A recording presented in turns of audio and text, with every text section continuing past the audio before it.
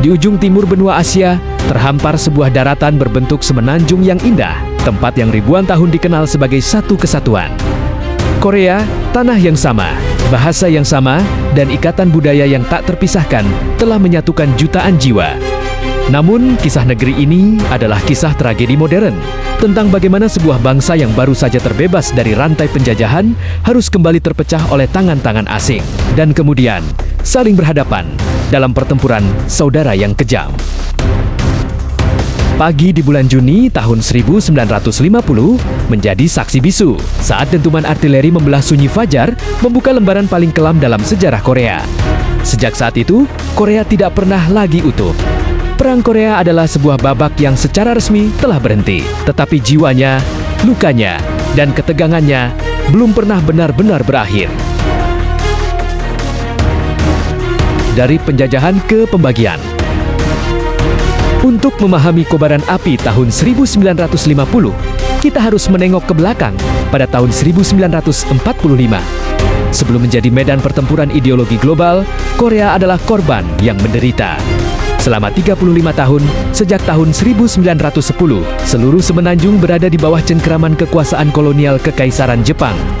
Masa itu adalah periode asimilasi paksa, eksploitasi ekonomi tanpa ampun, dan penindasan kejam terhadap identitas budaya dan politik Korea. Rakyat Korea mendambakan kemerdekaan, sebuah harapan yang menyala terang di tengah kesulitan. Ketika Perang Dunia Kedua berakhir pada Agustus 1945 dengan menyerahnya Jepang, euforia menyelimuti seluruh Korea. Pembebasan telah tiba.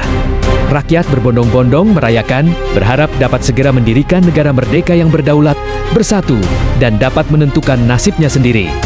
Namun, kebahagiaan itu hanya sementara. Sesuai dengan perjanjian di antara sekutu, pasukan Soviet mulai menduduki wilayah utara Korea untuk menerima penyerahan pasukan Jepang. Sementara pasukan Amerika Serikat melakukan hal yang sama di wilayah selatan. Pembagian ini dilakukan secara sepihak, tanpa konsultasi dengan rakyat Korea, dengan menjadikan garis paralel ke-38 sebagai batas demarkasi sementara. Bagi para perencana Amerika, garis ini hanyalah garis administratif militer yang cepat dan mudah diidentifikasi. Bagi rakyat Korea, garis itu adalah bencana yang membekukan darah mereka.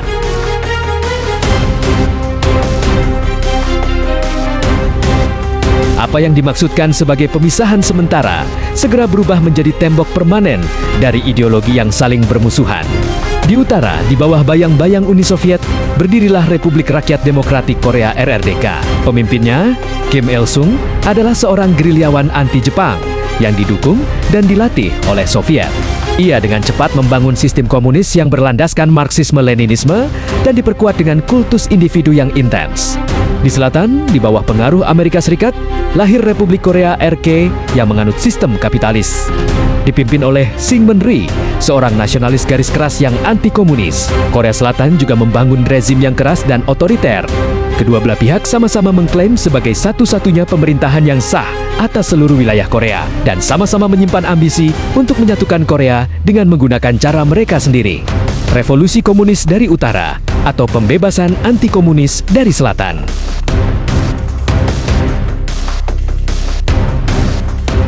Di sepanjang garis paralel ke-38, atmosfer menjadi tegang dan penuh permusuhan. Perbatasan itu bukanlah garis damai, itu adalah zona konflik, tempat bentrokan senjata skala kecil terjadi hampir setiap hari. Tentara dari kedua belah pihak saling provokasi, saling tembak dan saling menyusup. Ketegangan ini adalah petunjuk, firasat bahwa pemisahan ideologis telah terlalu dalam dan konflik yang lebih besar hanyalah soal waktu. Kedua pemimpin di Pyongyang dan Seoul sama-sama menimbun kekuatan militer, menunggu saat yang tepat untuk menghapuskan garis batas yang dibenci itu sekali dan untuk selamanya. Serangan yang mengejutkan. Tanggal 25 Juni 1950 menjadi hari yang mengubah segalanya. Pada dini hari yang gelap dan sunyi, pasukan tentara rakyat Korea KPA dari utara melancarkan serangan kejutan besar-besaran di sepanjang garis paralel ke-38. Tidak ada deklarasi perang, tidak ada ultimatum. Hanya suara dentuman artileri berat dan deru tank T-34 buatan Soviet yang memecah keheningan. Serangan ini adalah puncak dari perencanaan yang matang, didukung oleh persetujuan rahasia dari pemimpin Soviet, Joseph Stalin, dan dukungan logistik yang kuat dari Tiongkok. Pasukan Korea Selatan ROK dan militer AS yang tersisa di sana sama sekali tidak siap.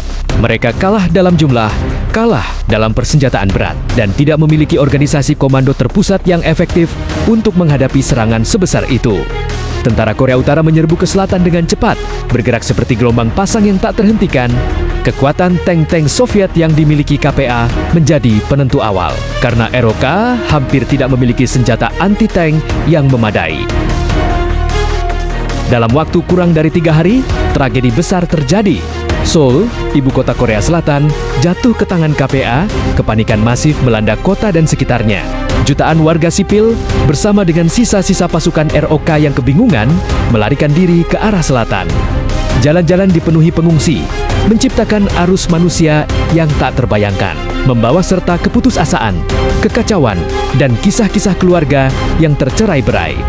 Jembatan-jembatan, termasuk jembatan Sungai Han, hancur oleh ledakan yang dimaksudkan untuk memperlambat laju utara, tetapi justru mengorbankan nyawa ribuan warga sipil yang mencoba melarikan diri.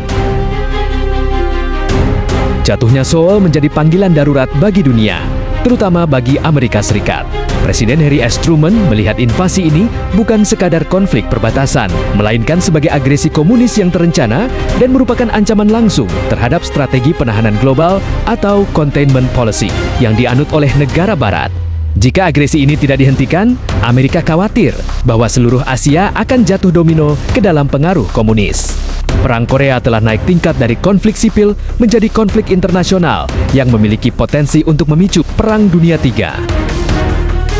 Intervensi global dan kekuatan PBB.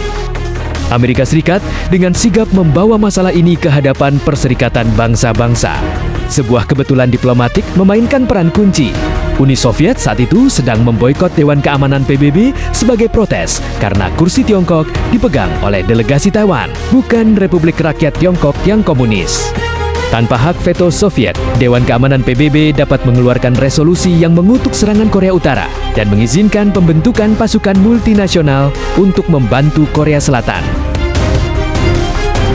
Pasukan PBB yang didominasi oleh personel dan logistik Amerika Serikat mulai berdatangan. Bendera biru PBB berkibar di atas ragam tentara dari berbagai negara, termasuk Inggris, Turki, Australia, Kanada, Filipina, Kolombia, dan banyak lagi.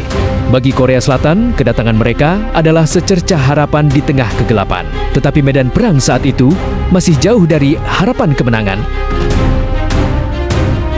Pasukan PBB dan ROK yang baru tiba terus-menerus didorong mundur oleh momentum serangan KPA. Mereka terdesak hingga hanya menguasai wilayah kecil di sudut tenggara Semenanjung di sekitar pelabuhan Pusan. Wilayah ini, yang dikenal sebagai perimeter Pusan, menjadi garis pertahanan terakhir Korea Selatan. Di sanalah pasukan yang terkepung harus berjuang mati-matian, bahu-membahu antara tentara Amerika yang lelah dan tentara ROK yang hancur untuk mempertahankan diri dari serangan KPA yang tanpa henti.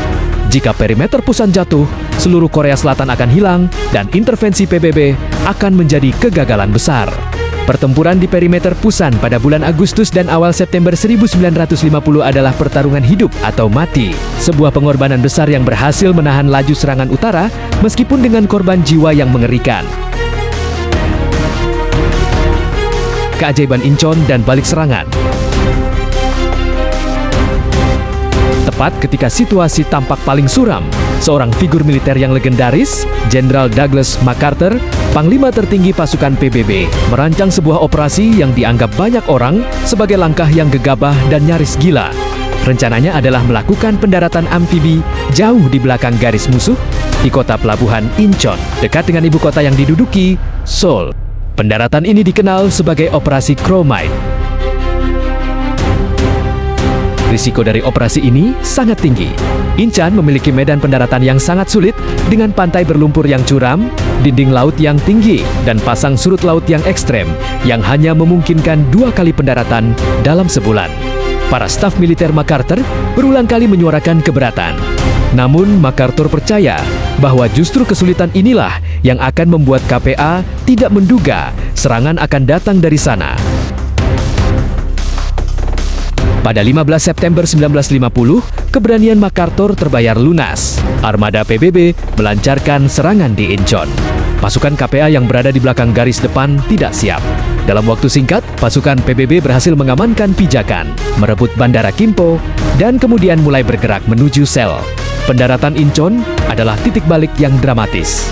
Pasukan utara yang menyerang di Pusan kini berada dalam bahaya dikepung. Jalur logistik mereka terputus dan moral mereka hancur. Pasukan PBB dan ROK di Pusan didorong oleh berita keberhasilan Incheon dalam melancarkan serangan balasan yang kuat. Kedua kekuatan bertemu dan pasukan KPA yang tersisa di selatan harus memilih antara menyerah, lari ke pegunungan, menjadi gerilyawan, atau mencoba melarikan diri ke utara. Seoul berhasil direbut kembali pada akhir September, sebuah simbol kemenangan yang penting. Perang yang tadinya hampir kalah, kini berubah menjadi kemenangan yang menakjubkan.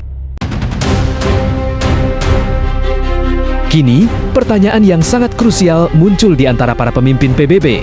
Apakah mereka harus berhenti di garis paralel ke-38, batas awal konflik, atau melanjutkan pengejaran untuk menyatukan Korea di bawah naungan Korea Selatan dan PBB? Di tengah euforia kemenangan, keputusan dibuat dengan maju ke utara. Resolusi PBB mengesahkan pengejaran, mengubah tujuan perang dari sekadar menahan agresi menjadi menyatukan semenanjung. Pasukan PBB dengan cepat melintasi garis paralel ke-38 dan berpacu menuju Pyongyang, ibu kota Korea Utara. Kim Il-sung dan sisa pasukannya terpaksa mundur hingga ke perbatasan Tiongkok di sepanjang Sungai Yalu. Pada akhir Oktober, unit-unit PBB sudah berada dalam jarak pandang sungai perbatasan itu.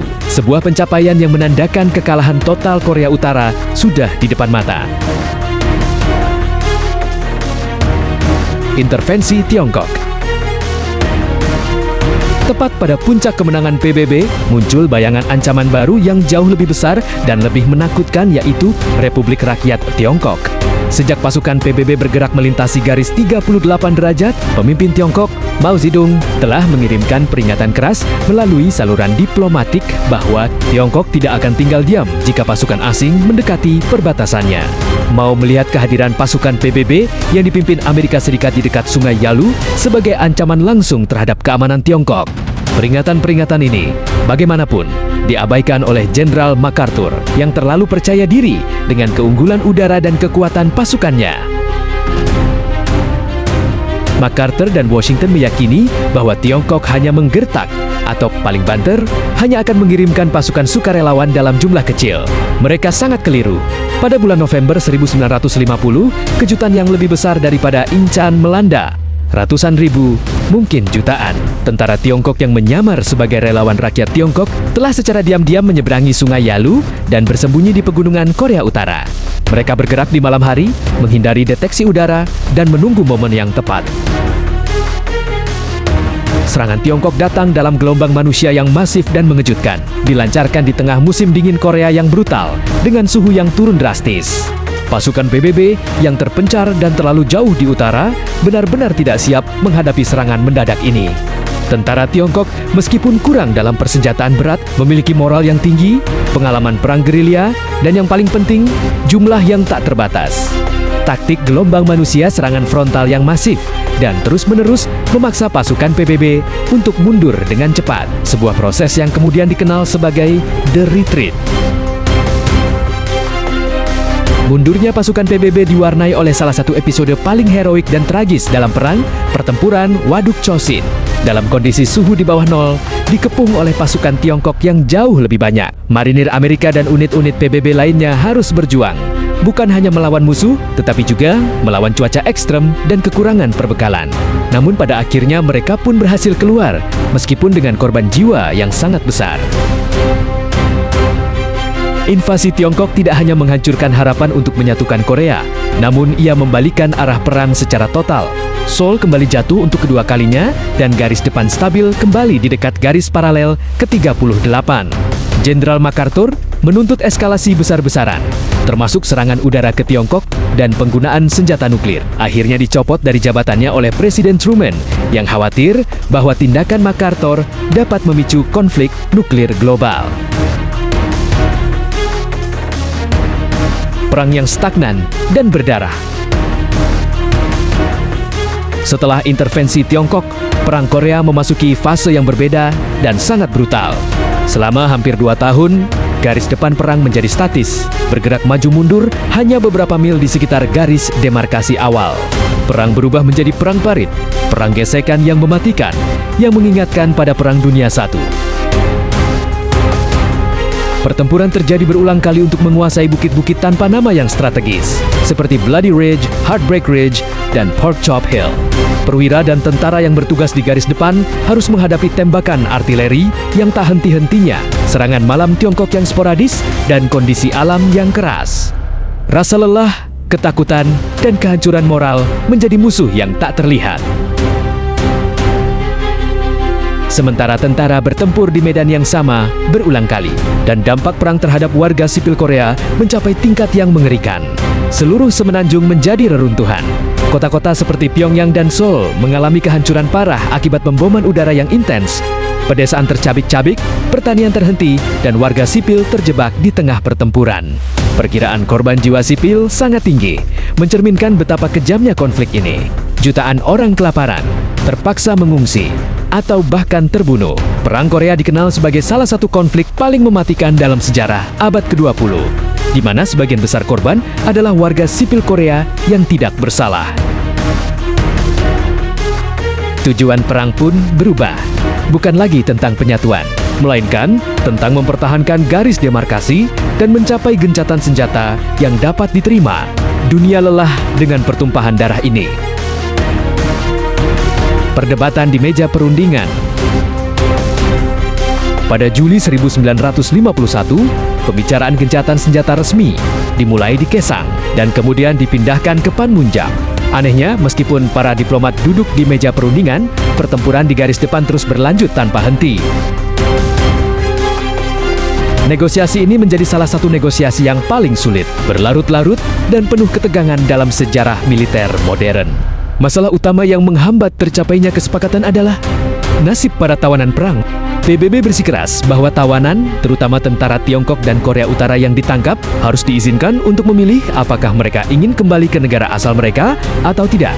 Ini bertentangan dengan Konvensi Jenewa, tetapi PBB berpendapat bahwa tawanan yang tidak ingin kembali, terutama mereka yang menentang komunisme, tidak boleh dipaksa. Di sisi lain, Tiongkok dan Korea Utara menuntut repatriasi wajib untuk semua tawanan.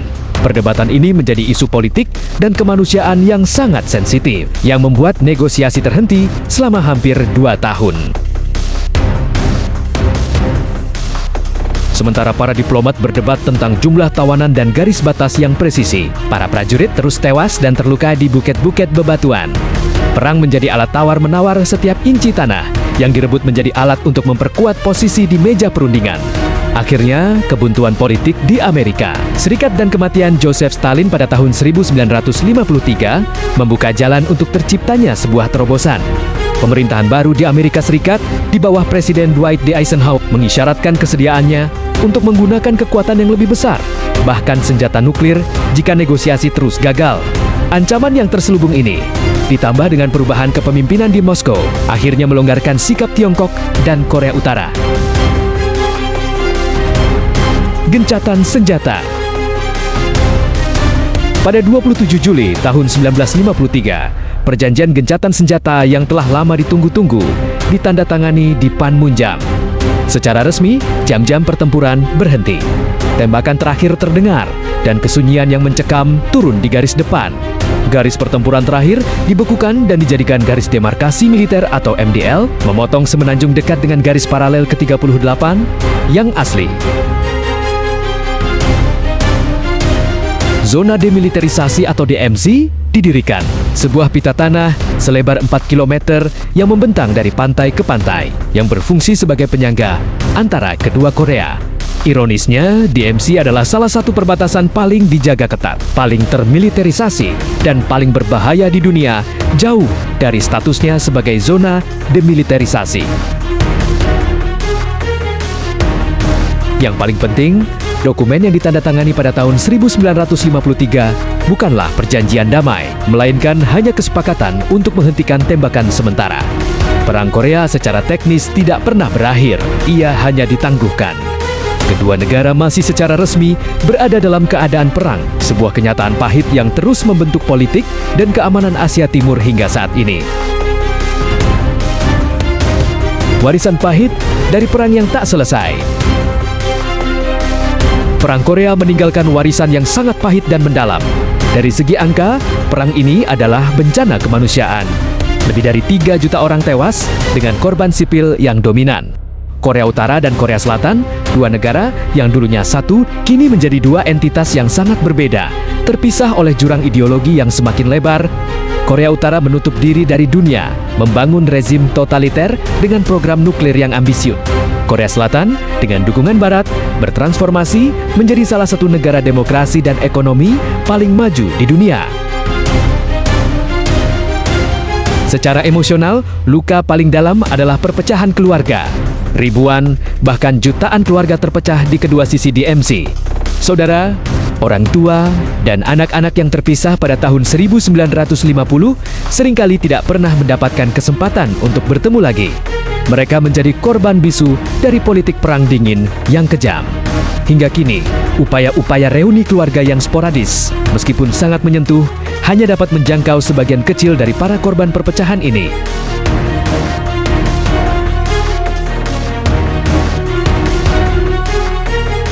Perang Korea juga mengukuhkan Perang Dingin sebagai konflik global sejati, menunjukkan bahwa ideologi akan dipertaruhkan dengan darah, senjata konvensional, dan potensi bencana nuklir. Perang ini membentuk kebijakan luar negeri Amerika Serikat selama beberapa dekade, memperkuat aliansi militer Barat, dan meningkatkan belanja pertahanan secara global.